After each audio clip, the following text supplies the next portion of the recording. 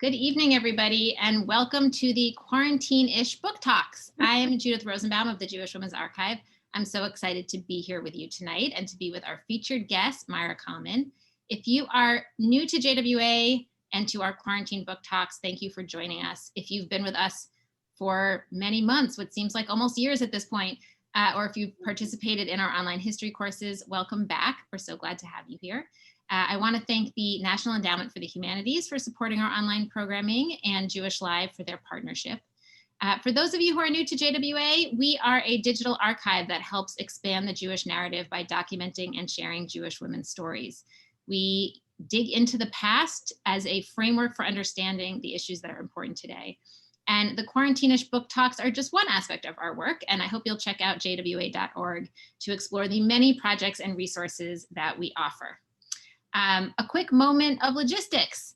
Please introduce yourselves in the chat box and ask questions in the chat box as well, and I'll share them. Make sure to chat to panelists and attendees so we can see who's with us and where you're from. And I see already that people are saying hi from Australia and Michigan and the Berkshires, and we're so thrilled to have you to be together tonight. And it is a real honor to have Maira Kalman here with us tonight. I'm a huge fan of her work for a very long time. She's an illustrator, an author, and designer, and she has written and or illustrated more than 30 books for adults and children. You may know her work from her frequent contributions to the New York Times and the New Yorker. She has collaborated with artists and writers and designers and musicians of many types and stripes, including Kate Spade, Michael Pollan, Daniel Handler, David Byrne, and Gertrude Stein, whose book we'll be talking about tonight, among others. She's won too many awards to list here and given many talks. You can find many of them on her website. Myra was born in Tel Aviv and moved to New York City with her family at the age of 4, and she still lives in New York. Welcome, Myra. We are so glad to have you with us tonight. Happy to be here. Thank you. So maybe just start by telling us a little bit about your story and how you became the artist that you are. It's a long story and a short tale.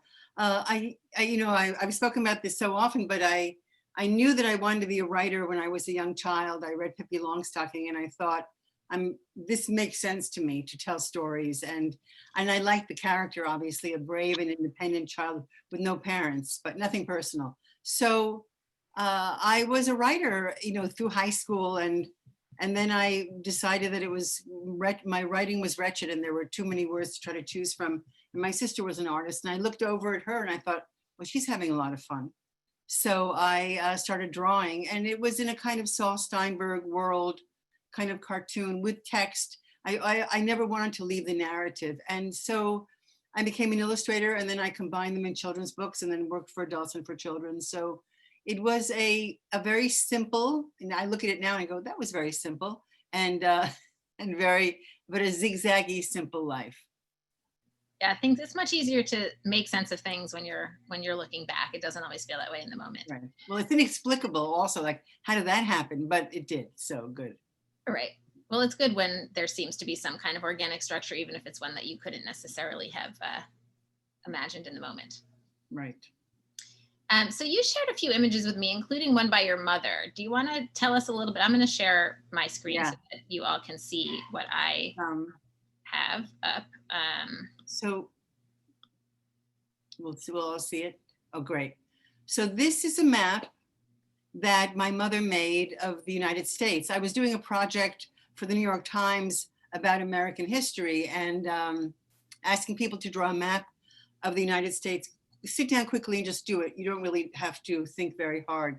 And I have many, but this by far was the most interesting one and the most mad and wonderful one. And it's, clearly you can see she came from Belarus. So she has Lenin, the village of Lenin in there. And then they came to Tel Aviv. She has Tel Aviv and Jerusalem. Washington, D.C. is in the middle of California, and Texas is underneath Canada.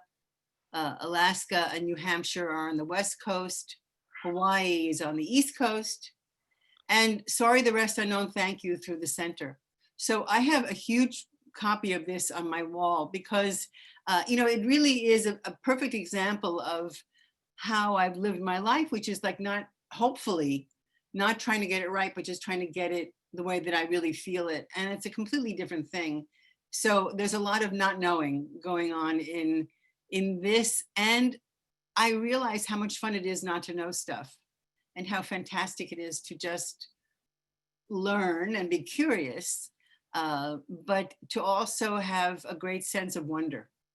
So this map to me says it all.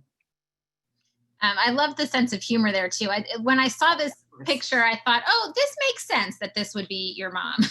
Right, exactly. She was very, very funny. And she wasn't trying, I mean, she wasn't trying to do a comic routine, but she obviously had a great sense of humor, and was very irreverent, and wasn't, and not apologetic. But she really didn't know where anything was, by the way, Right. She wasn't pretending. This may be a sort of extreme version, but it reminds me a little bit of the New Yorker map of the world, Right. Sort of everything receding into the distance somewhere. And here it's like, well, Canada, some giant mass above, and somewhere there is, But that's Stahl Steinberg. And, again, she didn't know who he was. And it was really her own thing. I mean, I think she's very similar to him in that kind of humor and absurd. So how do you choose the things that you decide to draw and write? Sort of what's your process like? Well, I think that I'm fantastically fortunate, because my process is a very intuitive one. I wake up in the morning, and I've also spoken about this a lot. I wake up in the morning and I have a cup of coffee and I read the obits, which lead you in a very, it puts a really epic spin on the day and reminds you that time is precious. So you're reading biographies of extraordinary people, and also then you have to set out on your merry way. And then I go for a walk in the park, and then I work.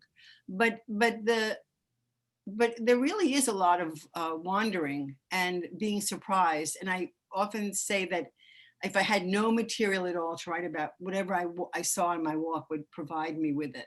So I'm basically looking at everything that's going on in the world. This is really what if this is a dog that I saw wearing his little booties. He doesn't look happy about the booties, I have to say. Bulldogs never look happy anyway, but the encountering of things that make me incredibly happy, and really, filled with a kind of, ecstasy sounds a little bit too absurd that many times a day, but I really am filled with with a sense of joy, many moments in the day, balanced, of course, with a lot of sadness, but that goes without saying. So I try to talk, or to write, and to paint about things that I love. And that's basically it. And has your work and your process changed much in recent months during the pandemic? Well, I left the city in the middle of March to go upstate to a house that we have with my son and his wife. And I was there for 4 months, at a span of time that I've never spent in the country. I never would. If I had my choice, I'd always be in the city, but I'd pop over once in a while. This experience of being in nature was an extraordinary one, and a salvation, really, in many ways. And so I was doing a painting a day, many of trees. I was doing a lot of paintings of trees, which led me to do a book about trees. So I was thinking, I disliked myself less. Does that mean I like myself more? Yeah. During the pandemic, because somehow everything was stripped away, and you're left with being very sad. And and if you're not sad, you're not paying attention. I mean, if you were anything but sad, I'd think you were crazy. But also a sense of the world stopping, and many people are talking about this sense of being able to find time and the preciousness of time. And I'm fortunate that I could do my work at home. I wasn't in jeopardy the way so many people were. So there was a sense of gratitude, phenomenal gratitude. And the way that I worked was just I painted. I mean, I had deadlines, which I was loath to remember, but so I did them too. Right. Well, the sense of time is so different that deadlines also feel like they are from a different world. Yeah, that was completely incomprehensible. like, what is this? Yeah. But it was good because, it's a focus, of course. Right. Um, so I'd love to, well, maybe let's look at the one more one more image before we move on to Gertrude Stein. Oh, this is one of my favorites. Tell us about You this. have this one. So this is from the Elements of Style, which is the Strunk and White grammar book that I illustrated in 2005. And it was the book that I picked up in the summer, not far from Brookline. I was on the Cape. And, and I thought it was hilarious and so cinematic. So I was able to get the rights to illustrate it. And just to illustrate the phrases, which are hilarious and very, they're very nutty. The whole book is nutty. And I didn't understand half the rules, but that's okay. I didn't care. Anyway, one of them is none of us is perfect was one of the, I think I did about 60 paintings. And the none of us is perfect is, these are different people that I saw in different places. The man in the center, I saw him in Moscow, and the woman on the bottom right in Rome, and a woman in New York, and this broken chair on 12th Street. So I was able to put the things in there that really make me feel happy to say none of us is perfect. And that the broken chair is like, we're all broken in some way, though maybe broken isn't the right word, but struggling or desperate, we'll say desperate sometimes. So that book allowed me to digress in wonderful ways. And so I'm happy. So I like this painting. It's great. I have read a lot of your work, and I loved the Elements of Style. I love the Element of Style without your images, and it's even better with your artwork. But somehow in my mind, I don't know if it's because of the woman in the black who looks like she's sort of fixing the back of her shirt. In my mind, I remembered this painting as being in like a Loehmann's group dressing room. I don't know why. And then when you sent it to me, I thought, oh, it doesn't look like it's in a dressing room, because why is that man there and why is there a dog there? But somehow in my mind, those images had merged. Right. Well, I spent many, many happy hours in the dressing room at Loehmann's watching my mother try outfits. And, and the woman who helped her, Agnes, was her, her guardian angel, and told her what wasn't good and what was good. So we had a very serious relationship with Loehmann's. Yes, my family liked Loehmann's too, and my sister and I still will, when we go shopping together, say it doesn't do anything for you. Right. That was always the line. Right, that's a good line. Yeah. So our, sort of focus for tonight, although there are many other things I want to talk about too, but I was so excited to see this book. I love the Autobiography of Alice B. Toklas. And then when I saw that you had done this version of it, I thought, oh my God, this is such a great idea. How did you come to Gertrude Stein and this project? Well, Gertrude Stein looms large for everybody who's, who reads. Whether you like her or don't like her, she looms large, and she was large, and she, so she had a phenomenal impact. And for me, her, her breaking of the rules, and of course, her humor, her ego, all of it is really very appealing and very quirky and mad, completely mad. And then that fact that she and Alice knew everybody. I mean, there wasn't a being on this earth who was creating in any form that they didn't know, who came to their salon. So the energy that surrounded them is just, is palpable to this day. So I was drawn to Gertrude, and I did paintings of her for other projects, her and Alice. And I was supposed to do illustrate another book. It didn't work out. And my agent, Charlotte Sheedy, said, well, you love you're always talking about the autobiography. Why don't you illustrate that? And that was an immediate, well, of course.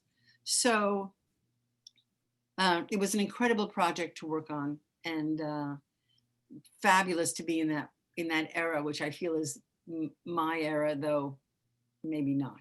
But I went to Paris and I saw her apartment, and went to Bilenin and saw her house.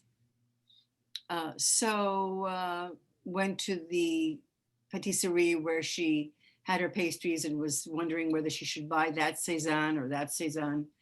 So I really felt that I was, in their world. I really did fall in love with the two of them, as as complicated as they were. Right. Well, for people who haven't read it yet, this was Stein's first bestseller. It was originally published in 1933, and it kind of plays on this notion of authorship. It's the autobiography of Alice B. Toklas, but written by Stein, in Toklas's voice, and really focuses on their life mostly in Paris, although in other places too, and their life in their apartment in the Rue de Fleurus, and which was just a center, as you were saying, of just artists and writers and dancers and musicians, and Picasso and Matisse and Hemingway and Isadora Duncan, and all these people are just like their friends and characters in the book. I kept thinking, like, what was it like to illustrate a book in which art plays and these huge art figures play such a big role? Like, did you see your illustrations, and I'm going to show a couple, as being in conversation with all of these famous paintings? Well, I had to pump up my ego a little bit to do that, but then you have to forget everybody and just say, I'm another person at the party, and here are the paintings. And I know that when I do a project, I get into the feeling of the spirit of the people that I'm painting. So, clearly I'm having a Parisian moment when a lot of these paintings, portraits of Picasso and Matisse, they are of that, they're somewhat of that moment. And so, I wasn't intimidated by them. I just adored them.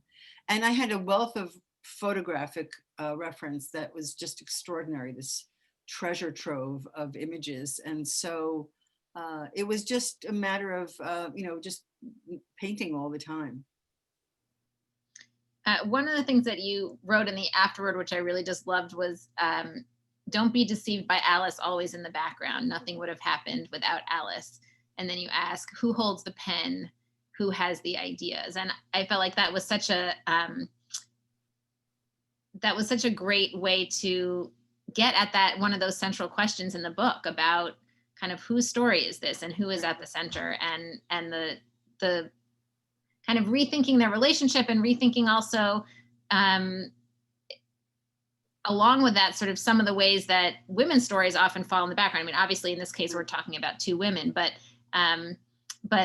thinking about how the background characters are often the people who seem like the background characters, and Gertrude and Alice kind of joked about how, and I think it's even in the end of the book, that, Alice could have written an autobiography called Great Conversations, Conversations with Great Wives That I've Met, because she was always off with the wives. But you have these paintings where you see Alice in the background, and yet she's also the focus. Very much so. I mean, she also, and when Gertrude died in 1946, I guess Alice was both in a way to get money, to make money, because the inheritance was complete. She was devastated. She was, destitute when Gertrude died. The family took everything from her. But also, probably on one level, that she did want to create. So she wrote a few cookbooks and a few memoirs, and they're hilarious and completely eccentric. And you can hear that voice and go, oh, wait a minute. But also, it's not taking away from Gertrude that the nature of the dynamic of a relationship, that it's so interwoven, it's so, the texture of the day is so part of it, that you can say, oh, she did this and she did that. I mean, everybody was doing everything, even though Alice was cooking and doing the embroidery, and Gertrude was actually doing the writing. But it's much more than that. So, and I think it was a great love affair. They were really madly in love, and I don't think they spent a night apart in the 30 years they were together. It's amazing. So, in addition to doing this book, you inhabited the role of Alice B. Toklas for a few days in New York City earlier this year. What was that like? We've got a couple pictures of you.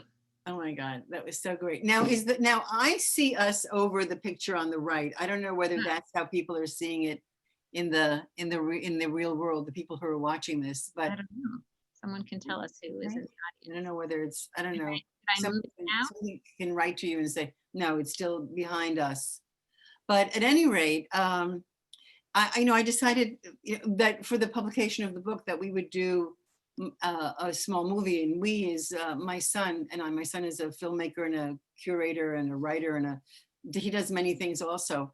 So we did this. I decided that I had to be Alice with full prosthetic nose and mustache, and we did a little movie where I went around the city, and then I ended by going to visit the Met, where the Picasso portrait was hanging of Gertrude. So, I mean, if any of you want to see this movie, it's 4 minutes long or something like that. And it's called The Day in the Life of Alice B. Toklas. I think you can find it online.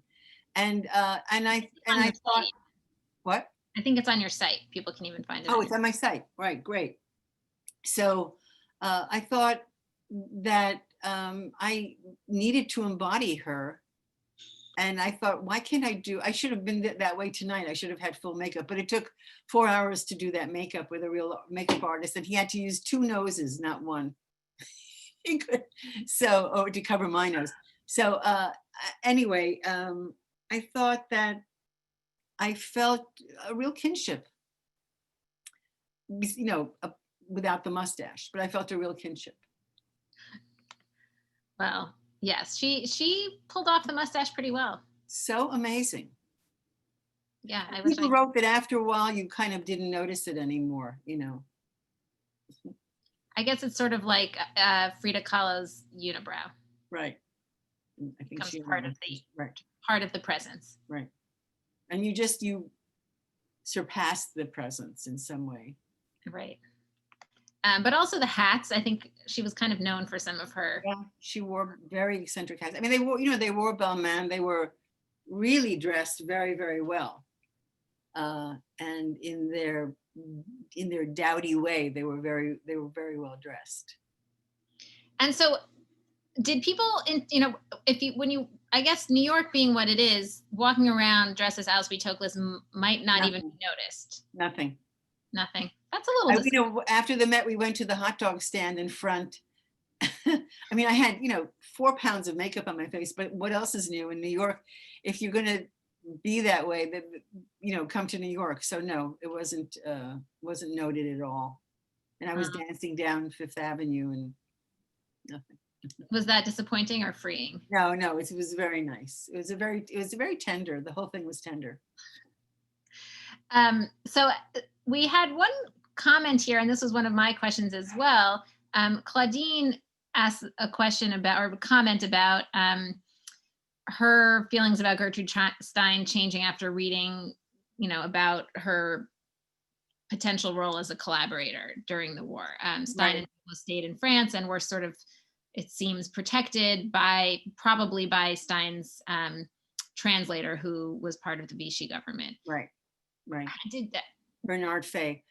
They were friends. The collaborator thing, I think, has been discredited by historians and people who have written about them. And it's looking at it from they were definitely preserving themselves. There's no question. And who knows, maybe a few Picassos changed hands. But and Bernard Fay, who was a very dear friend of hers for many years before that, it wasn't as if she went to the Vichy and said, save me. He really adored her. And as there, you can say that it's a complex and narcissism, and who knows what somebody would do under those circumstances. But I don't think it's considered that they were collaborators, but they took advantage of being protected, and maybe a kind of naivete or an obliviousness to, I don't know what, but they were huge supporters of the soldiers, of the American soldiers, and embraced them when they came. So and also during World War I, of course. So I don't know, you can find out really wretched things about so many people and then say, how do you separate that from their art? And either you can decide, I can't stand them, I can't stand their art, or you can say, well, that's one thing and there's another thing. And in this case, I don't think that they were evil. Right. I mean, the other thing to remember is that they were Jews and lesbians in a time Right. when they would have been persecuted as both. And, Right. So I think any of us who have not lived through those circumstances need to have some humility as to Right. what it takes to survive Right. in that situation and what people will do to survive. Right. But I think it is, it is interesting.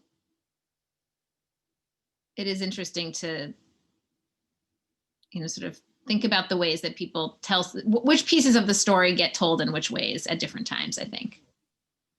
And we've certainly had that question. We have lots of material about Stein on our site. We'll share some links at the end, but that's definitely a question that's come up for us. People will write to us and say, what about this? And it's like, well, that's a piece of the story. And it's right. We look at different pieces of the story and through different lenses and different contexts, they read in different ways. Right. One thing I forgot to say earlier, but you mentioned in terms of the film and Picasso's portrait that I really appreciated in your renderings is, Picasso's portrait of Stein is famous because her face looks kind of mask-like. It's sort of flat in some way, or sort of stiff. And he famously said, when people would say to him, well, it doesn't look like her, he said, well, it will. Right? And then I felt like in so many of your paintings of Stein, there was a slight mask-like quality to her face. Like it felt like Picasso's painting was present in some way. Were you doing that on purpose? No. I was just doing the best I could. Well, maybe it's just that sure. In my mind, she's come to look so much like Picasso's portrait. Yeah, I brought that she's just such a strong, she's just phenomenal. She's like Mount Rushmore, her face is so strong in that way that it's complicated to paint her. I would love to talk also about your project about your mother and her closet, Sara Berman's closet, which I also absolutely loved. And we have, well, here's a photo of your mom. That's nice. From the book, but she just looks so dapper here. It's amazing. Yeah, a little Marlene Dietrich, actually, I think. Yeah, she was quite beautiful. Yes, and you can tell that she just has style and a lot of verve. Right. But the project, which I have the book, and I actually got to see the exhibition at the Met, is literally your mother's closet, which was a work of art unto itself, incredibly neat and white. Is such, I have to say, to me, as someone who sees things through the lens of my own work at the Jewish Women's Archive, felt like such a JWA kind of project about how do you tell a woman's life, and also why does one, individual regular person life matter? So tell us a little bit about how you came to this project and how you chose the closet as the way to share your mother's story.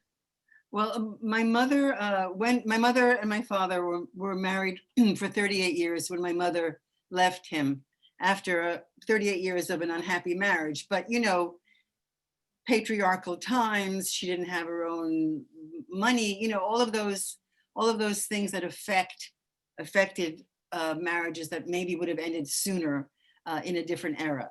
So at any rate, she left my father, which is another whole sad story, and came to New York, where we were living, where, she had gone back to Tel Aviv, but I was living in New York with my husband, and my sister was in New York. So she moved to New York, and she got an apartment, her studio apartment of her own on Horatio Street. And it was a room of her own in the very real sense of, this is my place and nobody can tell me what to do. And she started to wear only white. I mean, everybody in Israel wears white a lot anyway, but this became more codified, and going to Loman's became lovely because we only looked for white things. But so she had an and then, the ironing and all of the incredible ironing and starching and organizing the closet was something that all the women did in the family. My grandmother, my aunts, I do it too now. And it's a legacy of really caring for what you have, and everything has to be beautiful and everything has to be in its place. So this was her closet when she died in 2004. Was standing in her closet, and I said, well, this is going to be a museum, this closet. And I didn't know what I was saying, but I knew it just came out. So we saved all of her things. And 10 years later, my son, who has a museum on Cortlandt Alley in an elevator shaft called Museum. Oh, look, you have all the images. It's so great. That's nice. He and I decided that it was time to install this pristine, beautiful, meditative, not a shrine to her, but an expression of a human being in the alley. And it was open 24/7. At one point, a curator came from the Met to see it, and brought by the head of the Jewish Museum in Philadelphia, and said, you should, take a look at this place. And my son asked her if there's any place he thought this show could go. And Amelia Peck from the Met said, yeah, it can come. I have a place. It's going to come to the Met. So it went to the Met in the American wing, where it was juxtaposed with the closet of the richest woman in America in 1882. And my mother came to New York in 1982. So the richest woman and a humble woman were next door to each other at the Met. And it was an extraordinary example, as you said, of whose life do we look at, and what is the texture of a life, and what is the meaning of a life? And is Mrs. Warburg, who was the richest woman, more important than Sarah Berman, who was a humble woman in a studio apartment? And what gives the definition of importance and meaning to life? So anyway, it was wonderful, and then it traveled. Now we have it. Now we're hoping it'll go to London and to Tel Aviv, but everything was put on hold, obviously, this last year. So we're, everything is under my bed, waiting to travel somewhere. You had this great line in the book where you're talking about the show, the closet moving to the Met, where you say guards were now watching over Sarah's bras. Right. And I thought that really encapsulated that sense of these ordinary objects that then take on this different value just because you put them in a certain context. And there was another image which I tried to scan, but I was having a hard time with it. That is basically this image here of the museum where it began, your son's museum, and you are sweeping the sidewalk in front of it. And it felt to me like, the whole book is such a,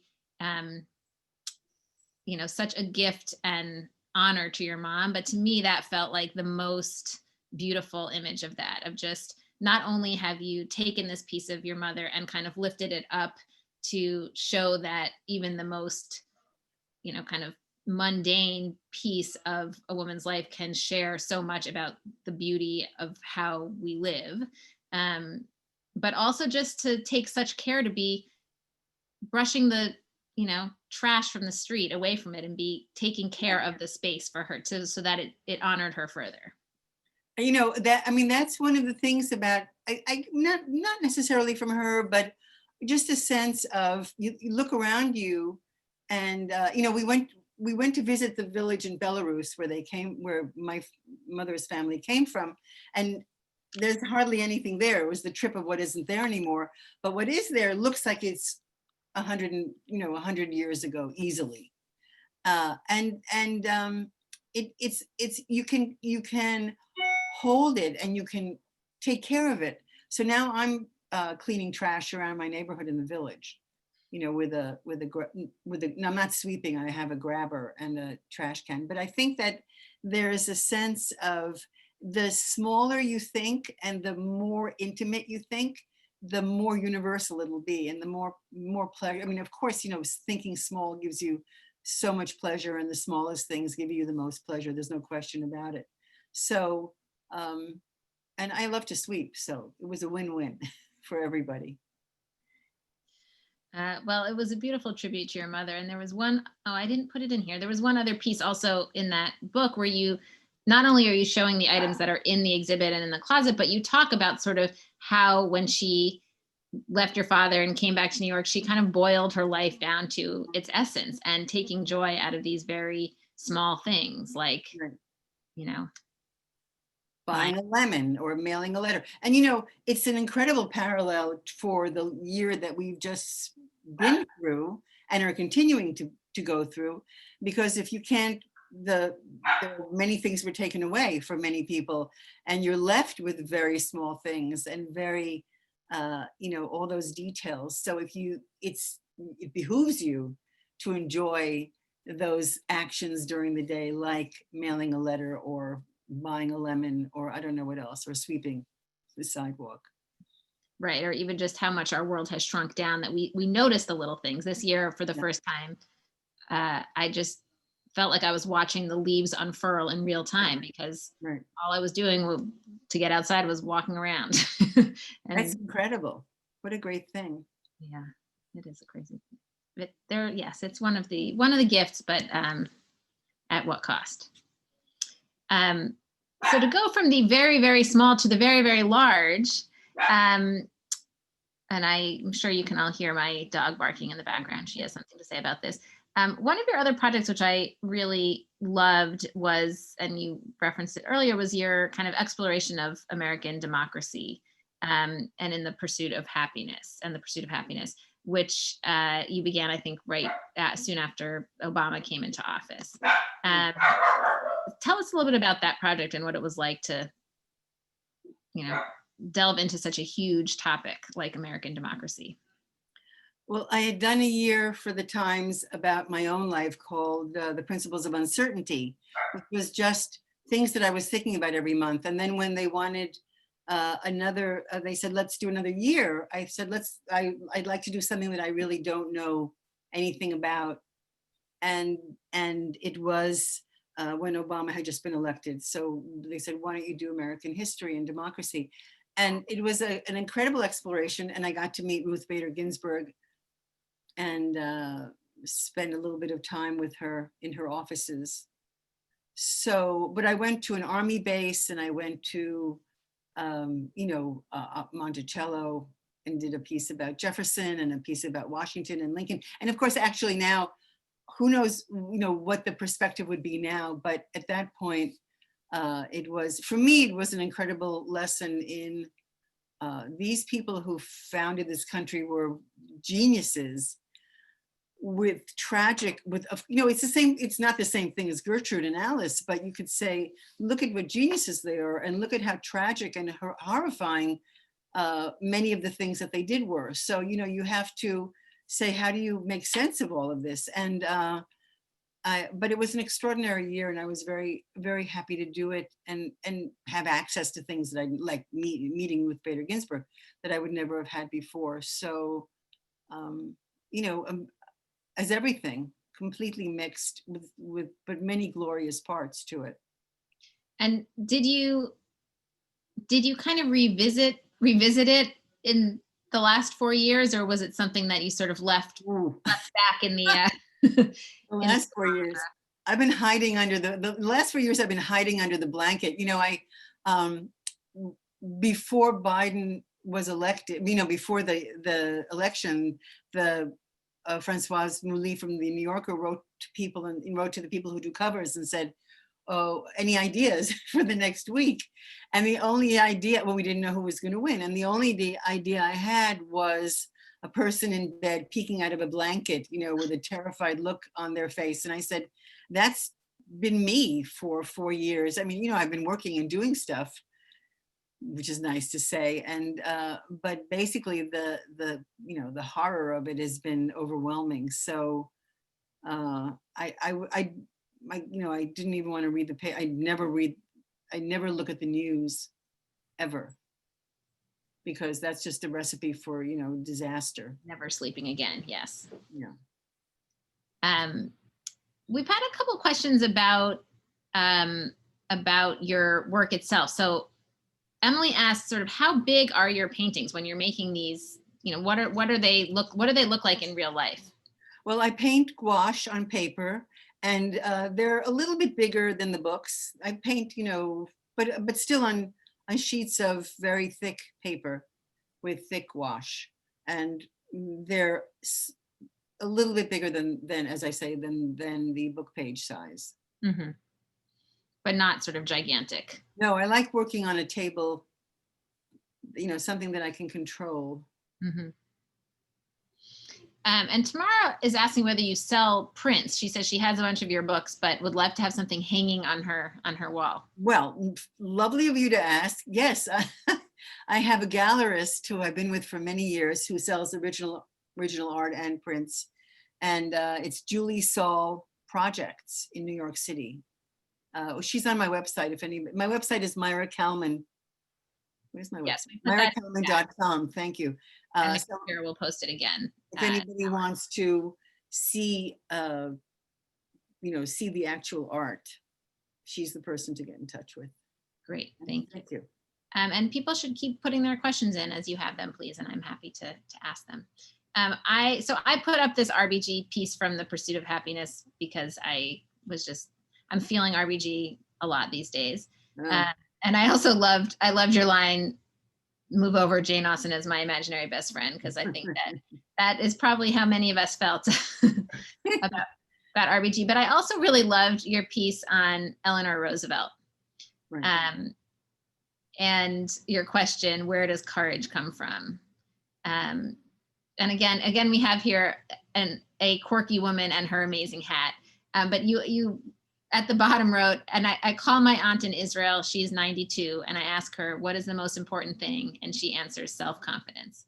And I feel like that's a theme of courage and confidence that comes through a lot in your work. I feel like I've seen that in other places as well. I think about that so much. The days when you're feeling lack, you don't have self-confidence and you're doubting yourself and you're confused and worried. And then some days bursting with self-confidence. And I think, well, it's really nice to have self-confidence. I like those days. What are those other days are a waste of time. But I guess the other day, you can't have one without the other. You can't just be this kind of raging bull of self-confidence all the time. That's a movie. That's not the real world. But if you don't have a sense of self-confidence, you just won't do you won't do what you want to do. And I think that, the one of the things talking about the last 4 years, that work, I really have been working a lot, is work is the antidote to sorrow. And, and I would say nature is one of those things too, but work, doing what you love, which is work, hopefully, is the antidote and gives you the courage to, I've said this a million times that I think it takes courage to get out of bed in the morning. And the courage to believe that what you have to say is worth doing. So, at this point in my life, at my age, I have a reasonably good sense that it's worth doing, but not every day. So, yes, sometimes I lose my way. You would be a superhero if you... Right. Felt that way every day, but I think about this all the time too, and especially when I have to be out in public sometimes and feel like, oh, that's hard when I'm not feeling great.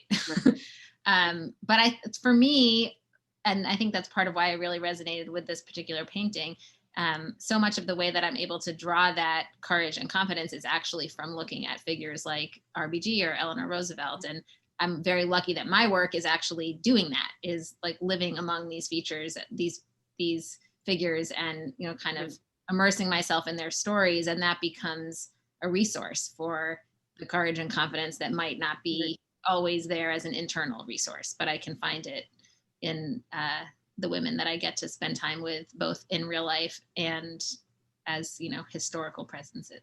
Right. Good for them. Good for us. Yeah.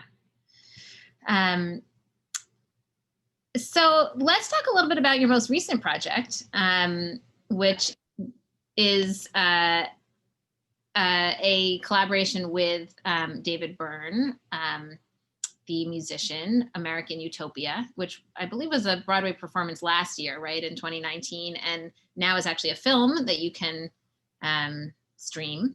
So Right.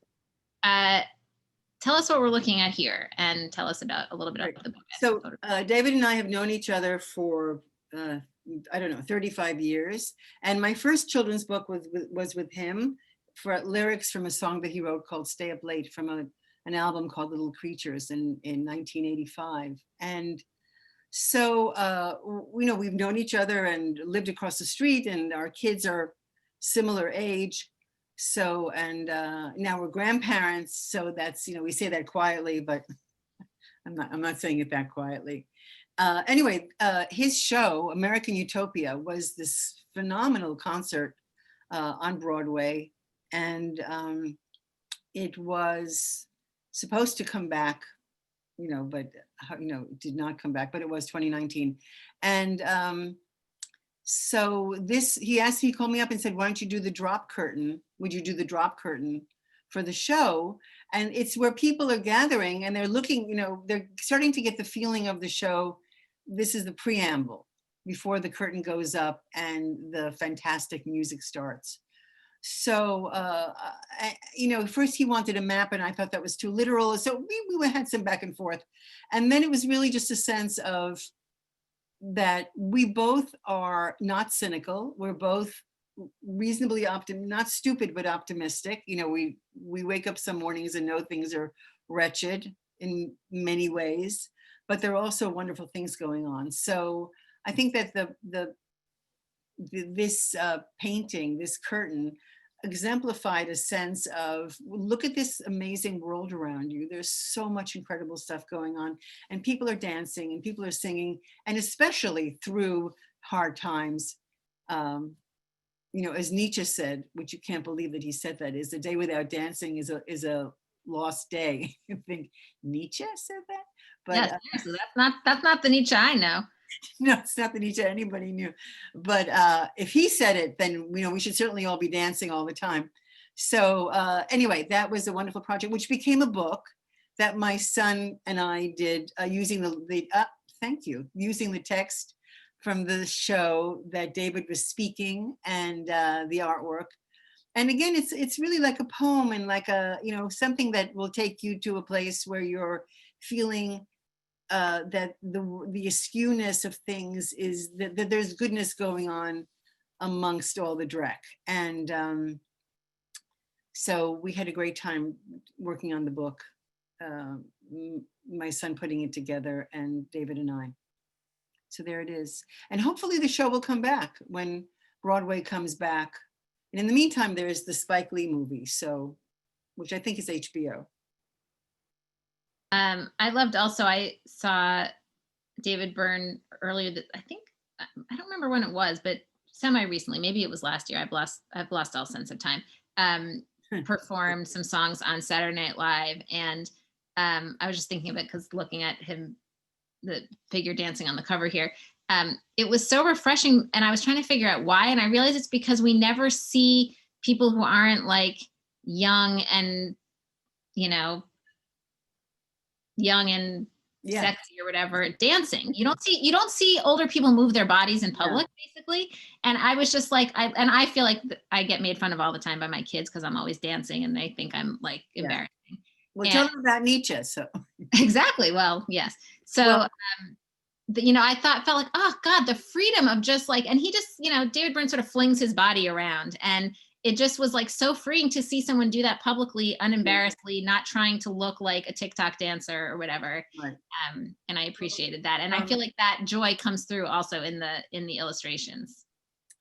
Well, I was looking at the images of the dancers dancing, but the choreographer, Annie B. Parsons, is quite extraordinary. And she was able to make, I also worked with the choreographer, John Higginbotham, and we did a few ballets where I performed and did that kind of, not as free. I mean, I wasn't as fluid, but the sense of being allowed to move as somebody who's older is, it's quite, people were telling me that I was brave, which I took as an insult, but it's like, I don't want to be brave. I just, I want to look good. But the idea is that what have you got to lose? You have to do, if you really have to experiment and go out and try different things. So he's very much like that. He's always recreating stuff and open mind. And what, I'm thinking about, you do all these collaborations and, did you think about your collaboration with Gertrude Stein in the same way? Like, did you think of that as a collaboration, even though she wasn't presumably not a speaking partner in the collaboration? Well, not a live speaking partner. She obviously was speaking through her, right? I totally became Alice, and I only spoke in Alice's voice. I mean, I became a little bit crazy. And yeah, no, everything that I do, I enter, even if there isn't another person, I'm collaborating with what I see. But if I'm working with another person, I'm certainly collaborating with them. But the nicest collaboration is when, I mean, it's actually good to be working with a dead person because they don't say anything. They're just really quiet. And it's, even David and I were saying that it's fantastic to work with somebody who trusts you and you just do what you need to do. That's the best collaboration, where somebody is not like on your head, kind of, for me anyway, telling me what to do, but just saying, I trust you. So that's nice. Yes, as a historian, I often felt that way about when I work on people who are alive. It's much harder than working on people who are dead, and they're not going to be offended by the way you talk about something or tell you got it wrong. And even of course, E.B. White, who wasn't alive, but his granddaughter was. She's the estate that I was dealing with for the Elements of Style, and we did an opera based on with Nico Muhly doing the music, using the text from the Elements of Style, and we performed it at the New York Public Library, and she came to the opera and said, "Oh yeah, he would have really liked this." So I thought, "Oh good." She's speaking for E.B. White. Fine. Yeah, you get the blessing, right, through the generations. And you get to collaborate also with your son, which is so cool. Yeah, that's really fantastic. And we're doing a bunch of projects together and getting a little store, which I've always wanted to have a store, and it'll never be open and nothing will be for sale, but it's we'll still have a store. So there's always a sense of like, what would be fun. That's really the premise. So tell us a little bit about what are some of the things you're working on now. I'm curious what we can be looking forward to. I just finished a book written for my first grandchild that'll come out in June, called Darling Baby. Mm-hmm. And it's just telling the first days of our life together and at the beach. And now I'm working on a book for the library. It's a compendium of knowledge, or the lack thereof. And it's a book about everything. That'll come out in about a year or so. And then I have a few other books down the line. And a few other, I don't know what. We'll see. Projects of unknown form. Yeah, they'll appear, they'll pop up, they'll reveal themselves. So I have a very big question, which I probably should have asked before the end because it's a big question, but I'll drop it on you now, which is, how do you think that there's, how do you think about Jewishness in your work? To me, your work feels very Jewish, but it's also partially because it feels very New York, and New York feels very Jewish, to me at least. Do you think about that explicitly? Is that something that you can kind of parse, or does that just feel like it's too much just emerging from, in an ineffable way from who you are? Well, the fact that I'm Jewish is definitely part of the persona. There's no question about it, because my family is so important to me, and and the kind of the tribal relationship I have with my family and then the family in Israel, and just that sense of displacement and placement is very present, and my father, I just think the Nazis are going to be knocking at the door any minute. That's kind of, a motif that follows inevitably when you have parents who have survived the Holocaust. They weren't, but my father's whole family was killed. So that's there. I don't have to do anything to bring it. It's there. And having said that, the sense of courage and determination, being an outsider, but enjoying being an outsider and being able to observe drawing on some kind of strength of ritual and family, not religion, but a sense of, connectedness. I think all of that comes through without me trying to say, hello, I'm Jewish, and let's all be Jewish. So I'm just trying to be the person that I am with all of the different facets that are there, and with no agenda of, let me tell you, what this is like. It's more like this is life, and it's utterly insane. Of course. Yeah. Utterly insane sounds about right. I wanted to end with just by referencing one of my favorite pieces from Sara Berman's closet. It comes from the beginning where you're talking about the town in Belarus that your mom came from. And you just have this line and this very colorful, beautiful image, which unfortunately I don't have right now. But I basically want to get this as a tattoo. The men were fine, but the women were wondrous. Yeah. They took care of everything and everyone, and that was a lot. Right. We still say that. No offense, men, but the women were wondrous. Yeah. And are. They are. I feel incredibly lucky that I get to just surround myself with wondrous women and celebrate them every day. And I just loved the very simple and obvious way that you captured that. And also, I think one of the themes in your work that of course, me being me really, stands out to me is that sense of just noticing and honoring all the things that women do and valuing them in a different way than they are often valued. And so I just want to thank you for that, for making those things so visible and beautiful in your work, and putting them front and center. Easy to do. It's so wonderful to do it.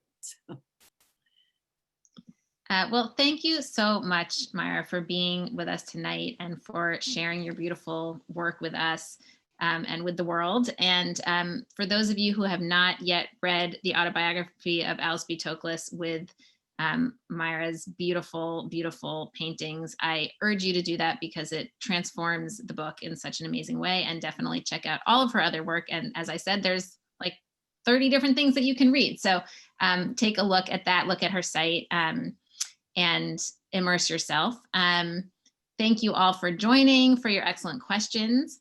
I hope that you will join us next Thursday evening for a conversation with Myra Strober about her memoir, Sharing the Work, What My Family and Career Taught Me About Breaking Through and Holding the Door Open for Others. She's a feminist economist who's done groundbreaking work on the value of women's work, which is particularly relevant right now as women's work, both inside and outside of the home, is really affected very strongly by the pandemic. In the meantime, I also hope that you will check out the many, many resources we have in our digital archive at jwa.org.